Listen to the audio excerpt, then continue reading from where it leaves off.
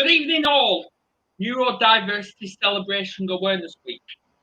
Press on that when you have sleep. Now, I know it's supposed to be a week off, and this one actually grilled me for it. So yeah, it's my fault. Yeah. Anyway, I thought this needs to be covered. Tonight I'm going to be joined by the beautiful Kerry. Also, I'm joined by, I'm going to call him a celebrity. Welcome both. Thank you, Adam. Thank you, Kerry. Yep. Now, I'm going to start with, and obviously, if anyone's going to be tuning in, comment where you are and what your story is. Now, I'm going to start with Phil because you're in the field around education. So, straight up, deep end, why is the education failing kids with disabilities? I think we need to backtrack to the history. We need to ask the question, what is the purpose of education? And also, what is the system? So if you look at the system that was first evolved, it was set up in the industrial age. And it was there to provide enough workers to manufacture the factories. And therefore, the system was not aimed at individualism or creativity. It was actually train people to be able to follow instruction without question. Just to be obedient. This is how to do step 1, 2, 3, 4. This is what you do. When you go to the factory, this is what you have to do. And very largely extent, that system is still in place today, 200 years after it first started. But the world has changed. We are now no longer in the industrial age, we are now in the information age. And also the system is very much set up is one size fit all. And the reality, it does not fit all because we're human beings, we have different ways of learning, our ability to assimilate information, although we can assimilate the same information, how we do it can be different. Some people like to read information first, some people like to listen, and some people like to do it by trial and error. And therefore, this idea of one size fits all do not make sense. Now, coupled with that, since the 1970s onwards, there's been an increased chemicals that's introduced to our ordinary home, and that has actually also created lots of health issues, from cancer to lots of different types of problems that has been swept under the carpet by the big manufacturing companies. A lot of health problems we have got today stems very much largely, pre 1970. But from 1970 onwards, every year there's been an extra 3,000 new chemicals that's been introduced to our daily life. And those chemicals has actually affected us in different ways. On top of that, the turbulence of the changes that's happened every time you have a new education minister come in, he or she wants to put their stamp on the mark.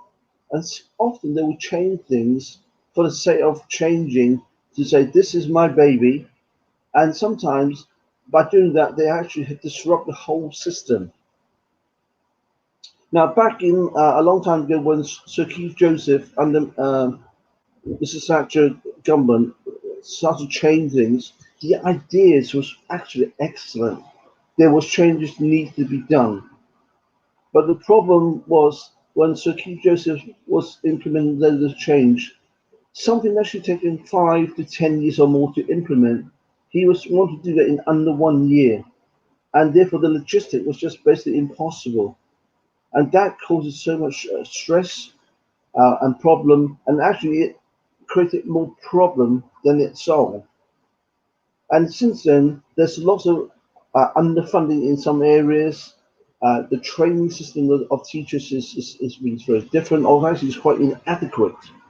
Now, I've been a serving teacher full time for over 40 years, and I have taught at primary schools, secondary school, and high schools, and also at adult education college. The problem is, when you look at the people in charge of the primary, Key Stage 1, Key Stage 2, and you look at the people who can in charge of Key Stage 3, that's off from year 7 to year 9, and the people in charge of Key Stage 4, that's from year 10 and 11, and the people in charge of sixth form, which is also 11, 12, and 13, and the people in charge of university, they don't talk to each other. Everyone is doing their own thing. And sometimes when they change the syllabus in one key stage, you know, the others, so the key changes in the primary, sometimes the high school teachers are not aware of that.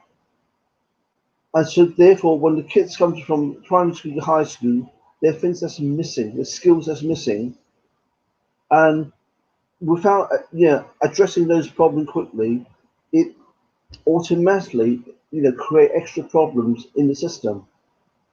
And it's coming back to not having a unified system that actually works. So in the planning of the system, the education ministries look at the whole thing right through from primary right across to the sixth form and university.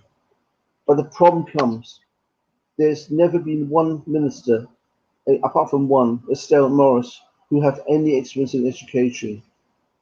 So the key thing is, whilst we try to look for solutions, without looking at the fundamental cause of the problem, we're firefighting all the time. And that is why the question in terms of children with special needs and disability, that gets swept under the feet. First of all, most teachers are not trained to recognize what to do, why they do it. And so the easy solution is to blame the kids, say, you're stupid, you're a troublemaker. Now, the other historical fact that is during Mrs. Thatcher's time, she did something really, I think, was suicidal for education. She let some of the most senior teachers retire 10 years before they officially could do on full benefit. And if someone can actually retire 10 years early on full benefit, they say, well, thank you very much, I'll take it. Yeah. So in one simple action, you have removed the top most experienced educators from the system in one go. When they realised that's a mistake, then the second wave they were letting them go 5 years early. So in two decisions, you're taking out the top two layers of your most experienced teacher in the country. And so when you got new Exactly. teachers, and you got new teachers coming aboard to fill those positions, but the trouble is you can't. The fact that you're giving you move someone from a teacher to a senior teacher very quickly, they don't have the time to have the experience to actually to fulfill those roles properly. Yeah, so obviously we are being watched from Northern California. Uh, so please don't try and swear yet, Phil, by any chance. but Pamela, you're right. It does take way too long for any real change to happen in the education system, the healthcare system, and in the mental health care system. Now that leaves me on to: do you think, and this is to both of you, so I'll start with you, Carrie. Would you say the education 9 times out of 10 causes kids to develop mental health? Yeah. Why? Speaking from my experience, when I was in school, I didn't have a very good time at school. I absolutely hated school.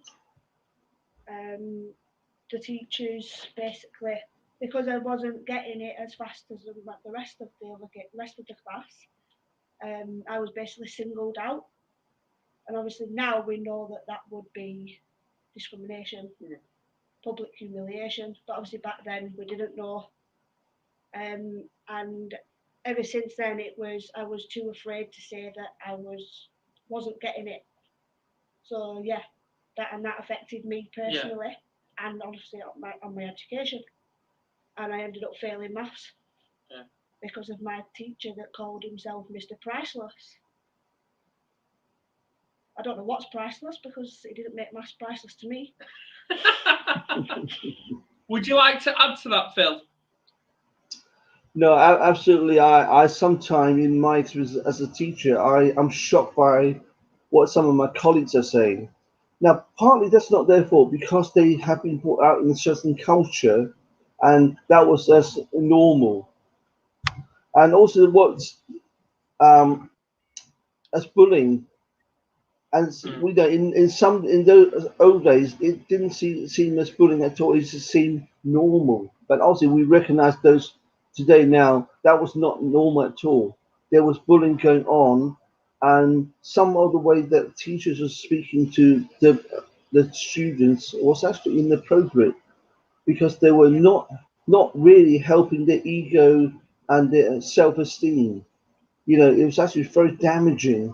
And also as children, we literally take in, whatever said to you by an adult as the truth, and that's not the case.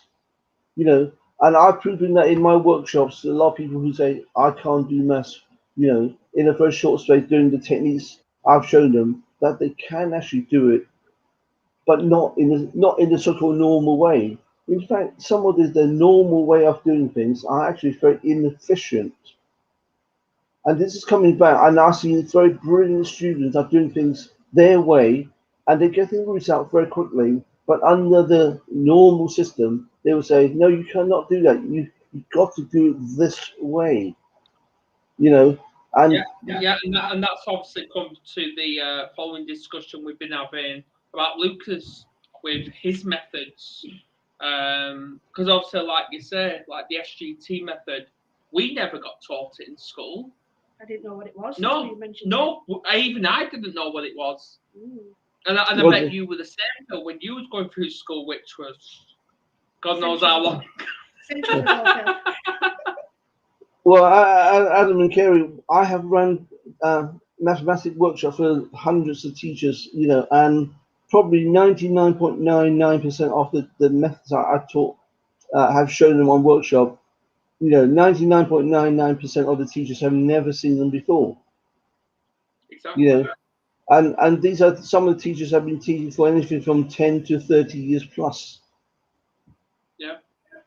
And and when they look at the thing, I say, "Wow, how did you do that?" Well, first of all, it's not my methods. These methods have been around for hundreds of years.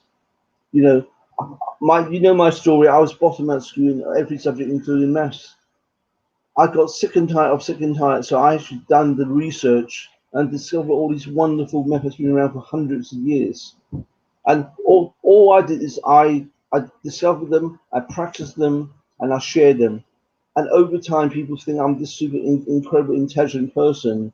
And as I keep saying in all my workshops, I always start saying, I am the 10-second maths expert in the world. You can never be as good as me. But once I share these methods with you and you practice them, you will be better than me.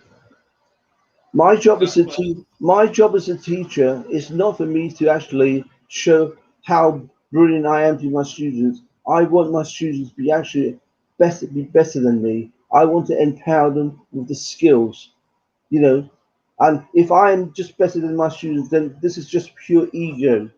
I want them to empower themselves to be successful. I want them to be more successful than me.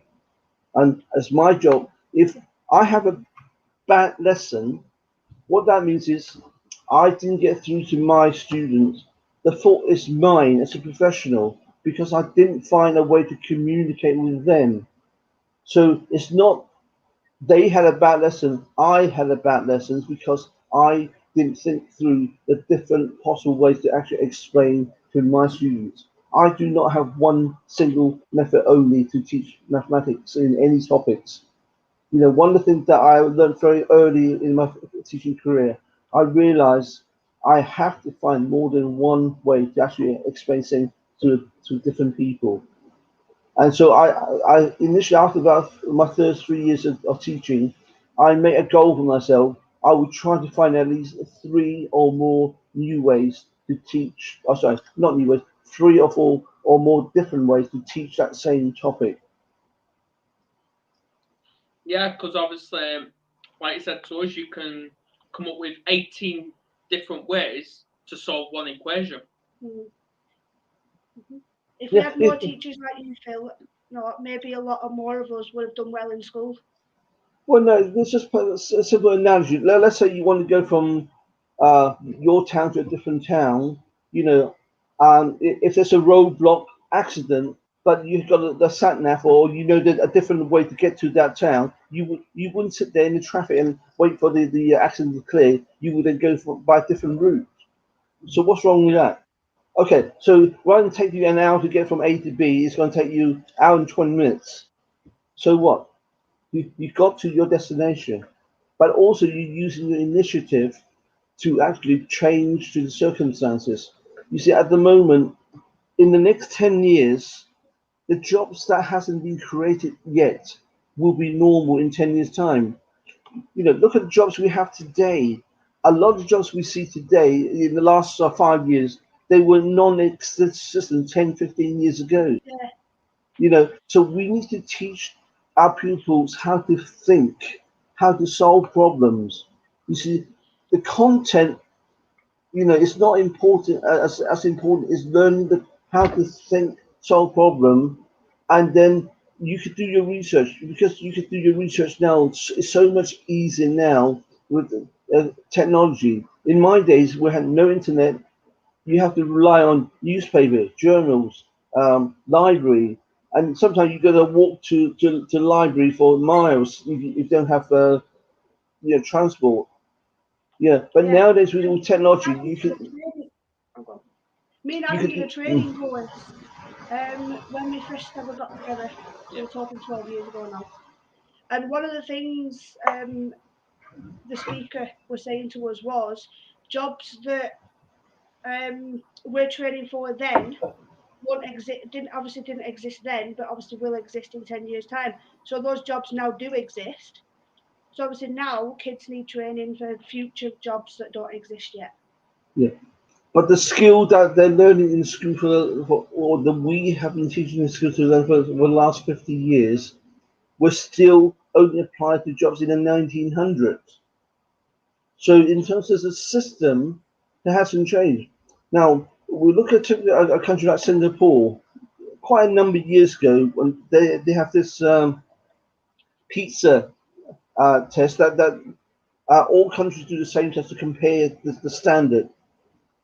And I can't remember the exact time. I think it must be about 35 years ago, something like that. And Singapore did this test, and their kids were in the bottom 10%.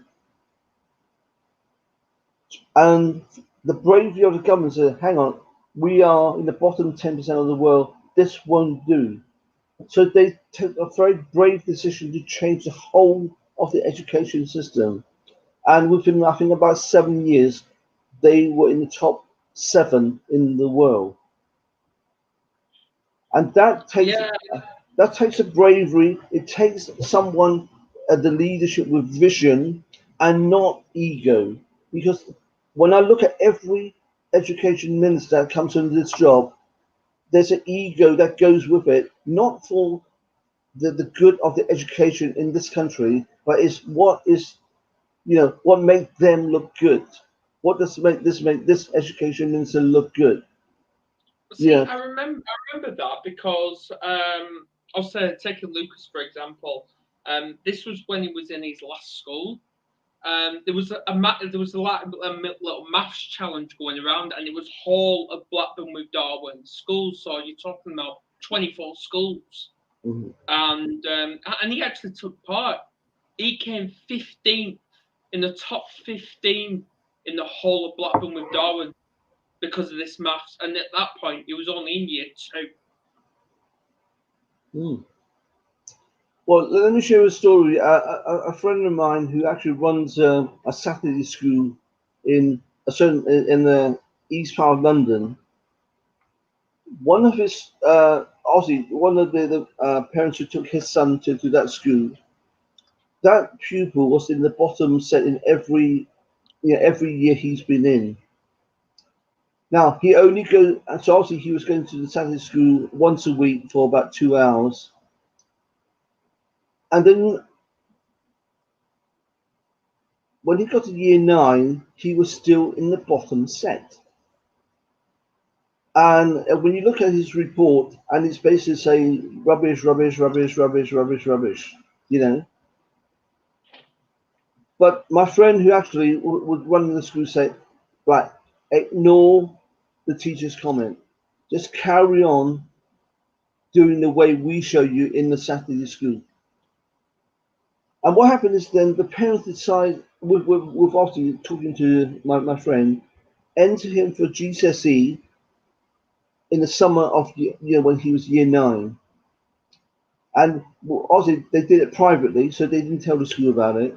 He got a grade A. He got GCSE grade A in maths at a high level. Now, because he was in the bottom set in year 9, he started year 10 in the bottom set until he turned up with the GCSE certificate saying he has got a grade A GCSE at higher. So my question is, I mean, I haven't got any more back of that. You know, why is it he's been labelled bottom, bottom, bottom, bottom, all the way through primary, all the way through year 7, 8, 9, as a non-achiever, you know, and yet he could take the GCSE 2 years ahead of time and got a grade A. I'm gonna answer that. I'm actually gonna answer that question as well with a comparison. Albert Einstein. He was practically kicked out of school at the age of 14 and labelled stupid. Yep. And look what he came along to do. Ooh. You see, this is coming back. This is coming back to the system. I could remember I went to one school. I joined a particular school after Easter, and actually we had the inspector coming in, I think 2 weeks after I joined. And in that particular school, they didn't have enough maths teachers. So I actually was teaching 2 classes at the same time. So I had about 70 students in that class.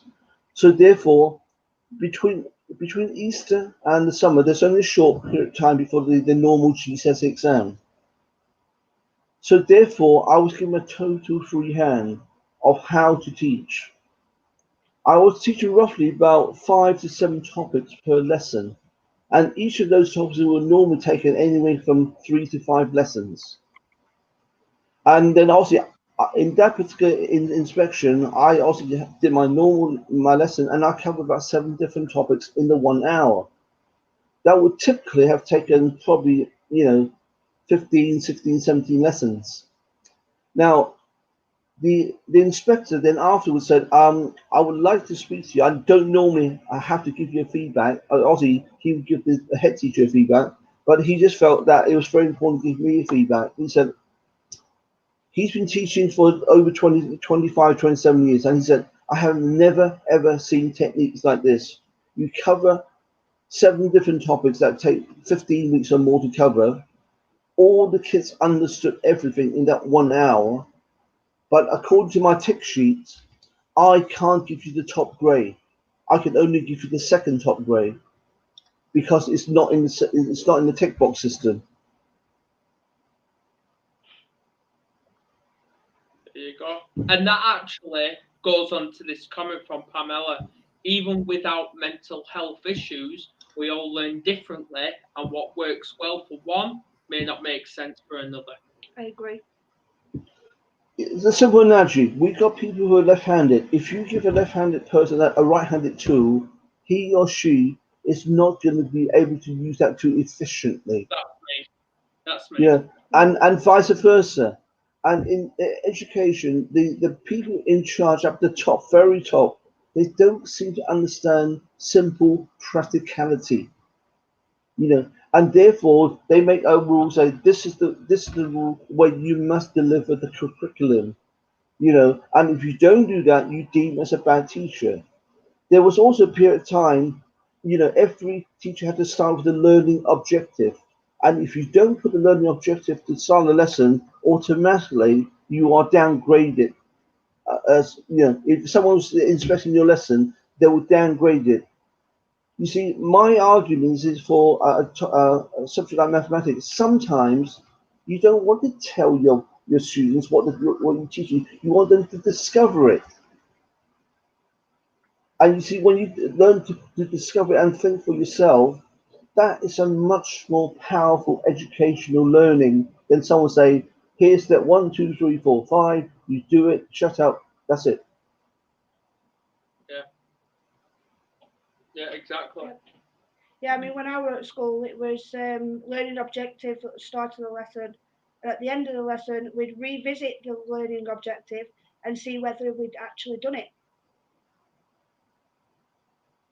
Well, you see, and also the other thing what's wrong with that, then some topics you need to take more than 2 or 3 lessons to it. Therefore, it was not appropriate to actually summarize at the end of that lesson because it's still ongoing. But so therefore, but yes, okay, you can. It makes sense to recap what you've done during the lesson. Yes, I agree. But sometimes you don't want to know the outcome because you still not finished the story. You want to continue that process. But if you didn't do that, then you're labeled a bad teacher under the previous Ofsted system. And again, it's coming back to the people who are implementing the rules who do not understand how students, people actually learn. And as a former teacher, and even now as a retired teacher, I can see so much stress is created in the system when it's not necessary. And sometimes if a teacher gets through the same amount topics in the term, how he or she does it in which order, you know, it's not as important as saying you must do it this way, because sometimes they just do topic, but they're not related, so it doesn't make sense. If you can teach us a serious topic, they one skill go into each other, it makes relevant sense. And that brings me on to the exam rules. Let's talk about that. Well, you see, it's coming back. There's lots of misinterpretation. Let's talk. Let's compound the system. Yeah. Primary school teachers. Talk about how the system. Well, primary school teachers, they are not specialists. Yeah. Very few are specialists, and they are expected to teach English, maths, science, the 3 key subjects, which is a specialist area. Yeah. And yet, so they don't have the flexibility, and therefore, and also sometimes when you actually read the government guideline, it's actually you can misinterpret the instructions very easily if you are non-specialist. Yep. And therefore it seems that there's only one way to do things. And also sometimes I was about to say, yeah. The primary school teachers have one way of teaching things, and if the kids don't like that way or don't make sense of it the way they're teaching it, they're labelled as stupid. And that's without taking into account any special needs. I mean, obviously, Lucas has got autism, and you've been teaching him all these different ways of doing maths and that lot, which is obviously brilliant, and he's loving it. But then the teachers, well, he has to do it this way. The exam rules say he has to do it this way. He'll be marked down if he doesn't do it this way. And it's like, Pamela's right, it is frustrating that kids want to learn their own way, but then the teachers are not letting them express themselves. They should be encouraged to express themselves. Well, you see, this coming back, some exam questions got 1 mark. If it's got 1 mark, you don't need to show any working out. You just put the answer down. If it's 2 marks or more, normally you've got to show a method. But in some cases, some questions, again, if you put down the answer, that will be acceptable. But this is coming back to the people who experience markers. They will realize that, if some questions are so simple, you could just write the answer down and so on. Also, if you have put down something to indicate that there is a method, then that is, and you come to the right answer, that is the method mark. You know, you see, also some of the method I've been training in Lucas is, and in my workshops, these are used by the 1% top mathematician in the world. So the question is, if the top 1% mathematicians are using these superior methods that work it much quicker, why are they making the 99% of people doing the slow, laborious way that creates that creates stress? You know, I mean, look, if you got to say a problem with your washing machine, you got a repairman can actually get the job done in 15 minutes. Why would you want to actually employ a person that will take 3 days to do the job? You know, and we'll make more mess. We'll create more mess. Cost you more. You know, the practical. I get my dad.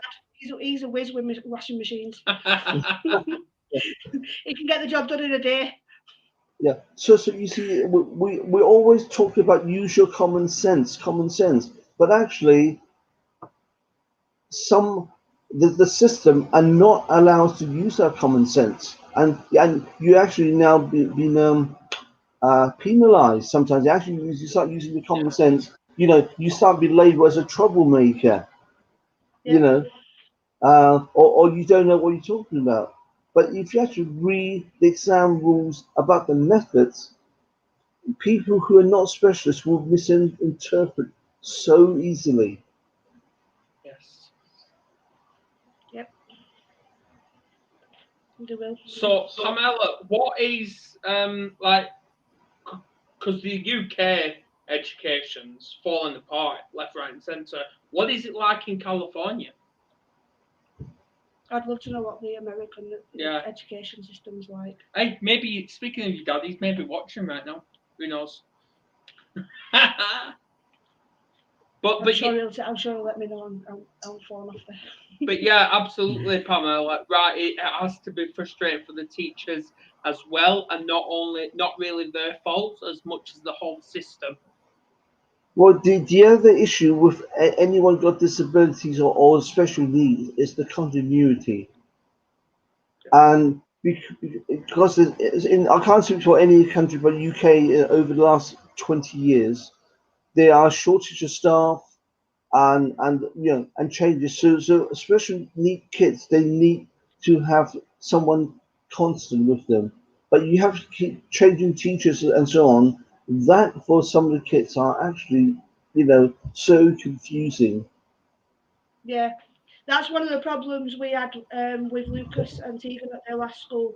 The amount of times they swapped the class teacher was unreal, and that was one of them one of the reasons why we pulled them out of that school and put them into a brand new one, and they're doing a lot better at the new school. Yeah, but sometimes that's not a problem with school, because if you've got shortage of teachers, then there's nothing the head teacher can do. You just got to try your best. So again, it's coming back. There are times you cannot blame the teachers or the head teacher, because they're doing the best to recruit teachers. But if you can't, then you can't. Also, since the changes over the last 20 years, particular, there's so much admin involved that actually it puts off a lot of teachers that's coming into the teaching, or they come in for a short while, then leave. There's so much extra admin now. I can remember I actually left teaching for a while, and I came back. When I left teaching, they didn't have national curriculum. When I came back, they introduced national curriculum. Two things I noticed straight away, actually three. Number one, the noise level. Number two, the mass swaying in school just went up off the roof. And the third thing is, the system did not make any sense. And in fact, the national curriculum is done more damage. Despite all the administrators say, the results has improved every year for the last 20 years. But it's like a supermarket. Sometimes they say, we're keeping our price low, but they're saying the same pack of biscuit or tea, but actually it's got half the amount. Yeah. Pamela's put, I do know there is special education courses and aids that go through the day with the children in their classes, but they're usually still shortchanged and it adds to the stress. Well, yeah, that is. When I think if a teacher's got a child with special needs in their class, it is going to be extra stress on them. Obviously, Lucas's teachers are fully aware of Lucas's needs. Yeah. He has his own support teacher. Well, we've got two of them actually, and they tag team with him, so they take a little bit of the stress away. I mean, I don't know if they do that in America or not. Well, it's coming back to teachers. The teachers Lucas are is not taken trained. out of class if he starts to show any signs of going to disrupt the class. He's taken out and done the lesson on his own. But like with his last school, they kept him in even though he was having a meltdown, and even though his one-to-one teacher then went off her own back, spent her money herself out of her own back pocket into getting the qualification to understand autism and dealing with him, the head teacher actually removed her from the situation and replaced her with not with speaking to us. She didn't speak to us, and replaced that qualified teacher with an unqualified teacher that didn't know Lucas. No, didn't know Lucas. Yeah. And then his class teacher wound him up because she was trying to impress the inspector that was in school that day, and they wound up excluding Lucas for having a meltdown. Well, the other thing that is very concerning, before I retire, I noticed that a lot of schools are pressurizing senior teachers to retire early, and in order to save money. And I can remember when I decided to retire, they actually replaced me with 2.5 teachers. So for equal to the paying me one teacher for my salary, they actually had got 2.5 new teachers for the price of me on paper. But is that because of all the experience you had? You obviously demanded a higher wage. I actually had my last school. I actually dropped money to go to because they couldn't afford me. So I actually lost money to go to that school, several £1,000s each year. I was at that school for 14 years. So and even though I was one of the most senior teachers in teaching experience and time there, so I was an expensive, even dropping the money to go there, I was still an expensive teacher. So when I actually left that school, the salary they were paying me, they replaced me with 2.5 teachers and a TA as well. Yeah. And in fact, there was one teacher that was employed. Her first time she ever have taught a lesson was actually during her interview, and she was actually employed as an unqualified teacher. And I heard them, and a number of schools are now employing unqualified teachers. So therefore, in place of a normal teacher, you could have maybe 2, much less experienced teacher for the price of one. But again, that is false economy. So when you've got inexperienced teachers come in, they don't know what they're doing. Also, they do the best. Don't get me wrong. They're very hard working people. They're doing the best. But when you don't have that experience and you don't have the experienced teachers to guide you, then it does create a lot of stress on the new teachers as well. So and some of the new teachers, they're working incredibly hard. Don't get me wrong. They're working incredibly hard, but they don't have the guidance. Yeah, I mean, obviously, we're not on here to like badmouth teachers, because there are some teachers out there who are absolutely brilliant. Oh yeah. And we just cannot fault them as teachers. They're doing their best every single day to help every single class, and every single child as much as they can. But then obviously it's the bad teachers that we don't want. Well, you see, you mentioned that teacher who went out her own way to actually pay for courses to make her a better teacher. I also have done that myself. I realised then within the system, I don't have the people who are my superiors can't teach me the skills. So I went out to actually business courses to look at the skills that was needed. Then I obviously adapted that to the classroom. And also I have found also from my experience and also other teachers who went out to pay for their own courses to get the high level skills. When they come back, they also get penalised rather than saying, "Hey, well done," you actually put up your own money, your time to get trained better. Instead of the senior teacher praising and say, "Well done," sometimes it's a total opposite effect. They actually get um, well,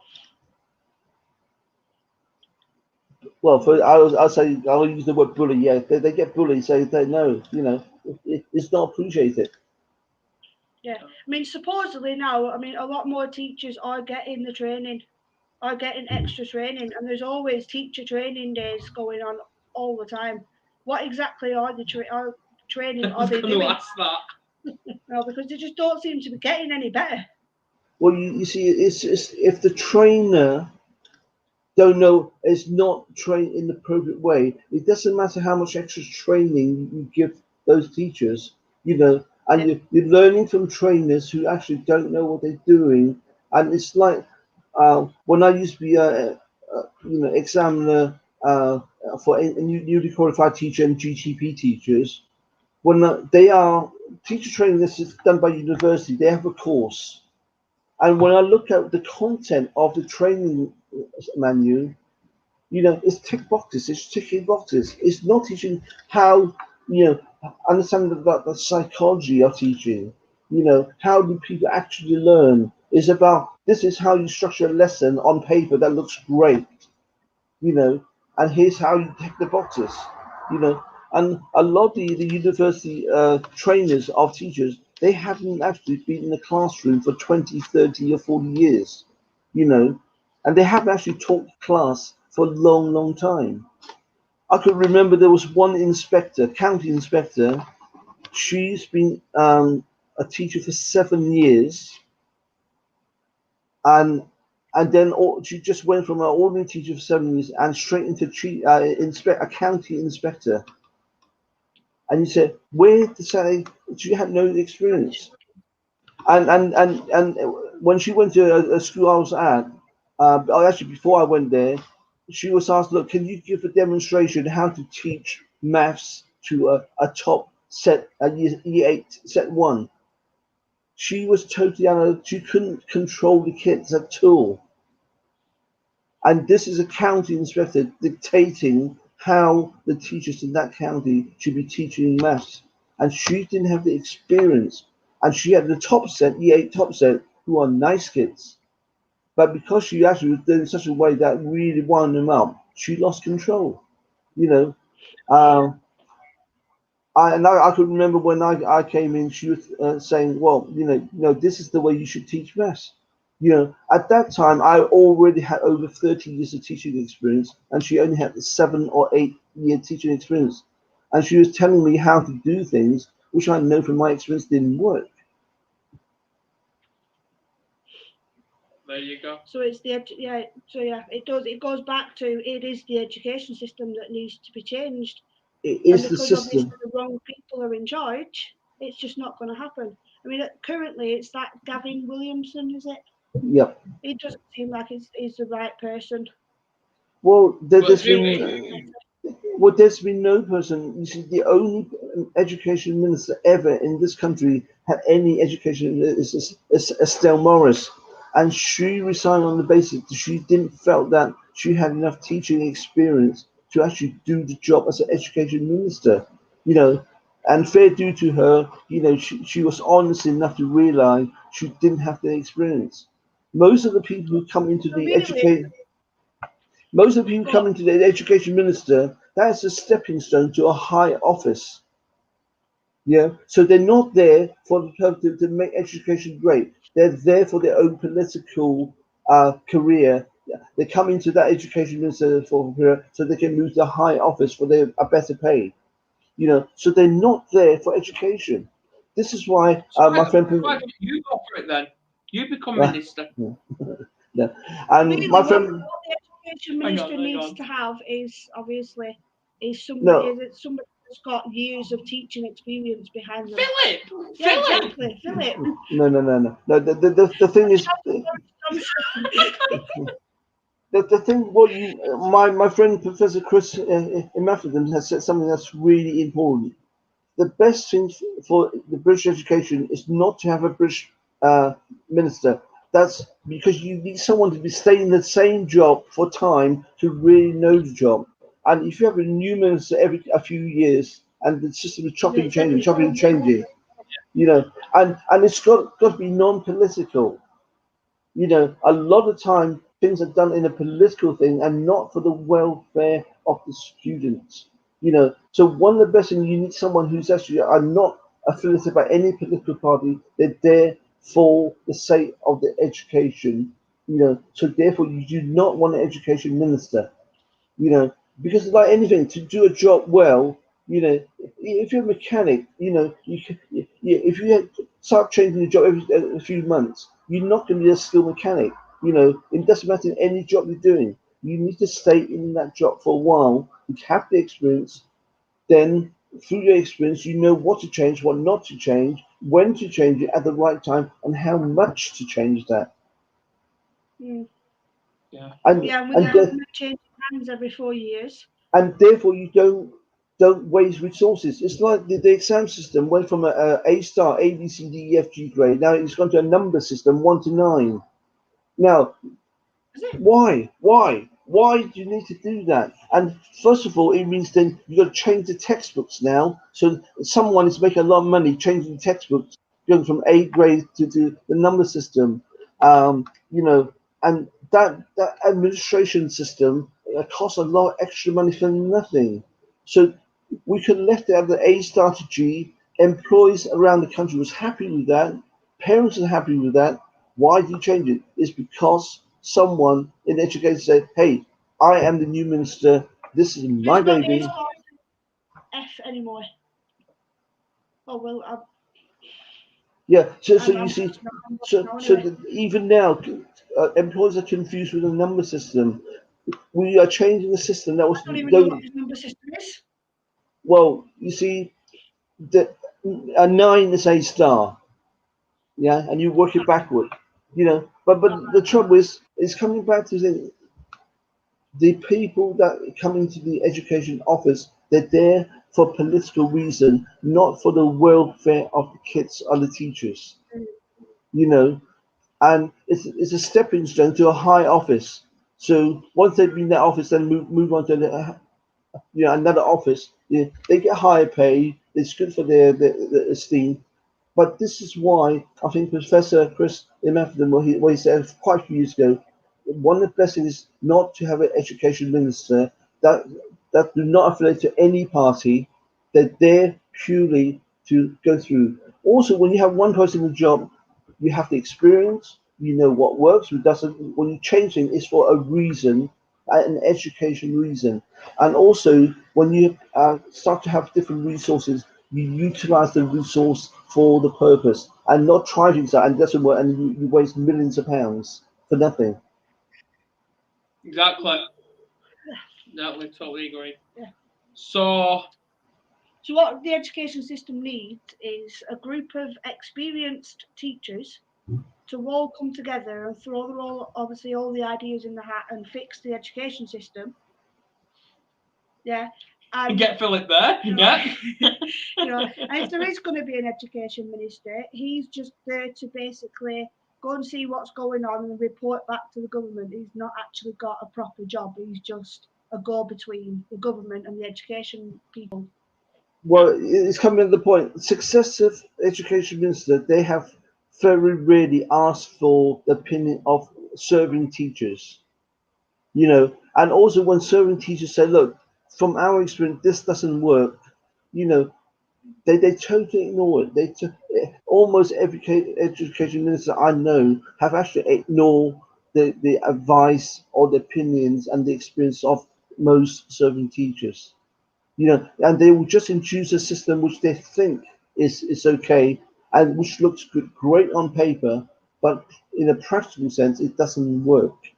And sometimes they're introducing things that logistically it may take 3, 4, 5 years to implement, but they push it into a short space of time.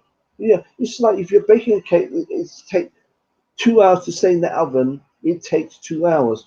You can't take that cake out in half hour because it just go completely messes up. And this is, we're wasting so much time, resources. The system is putting so much extra stress for pupils, parents, and teachers.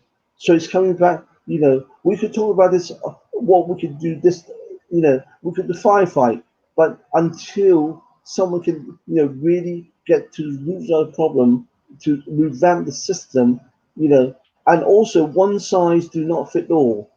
And having paper qualifications, that's not going to help the country. We need to train kids how to problem solve, how to come up to the modern age, because the skill that is needed in the next 10 years. Yeah, I mean, I always say to the well, it's not so much thinking outside the box, because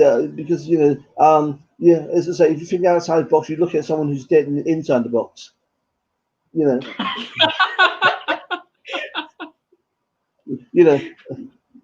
So I've not heard that before.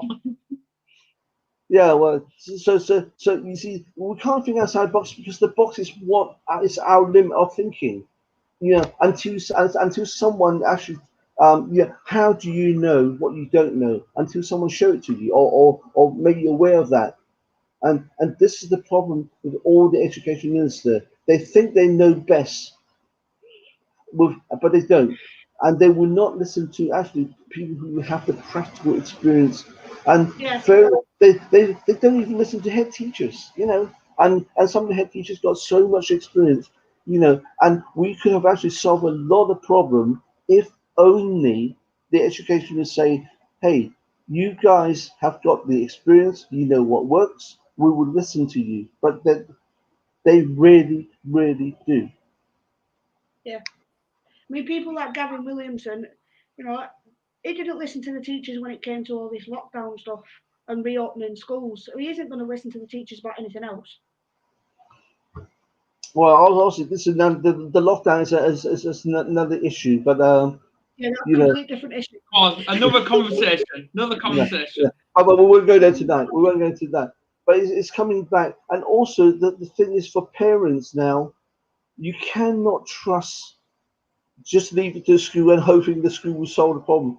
Unfortunately, you have to go do your own extra research and homework.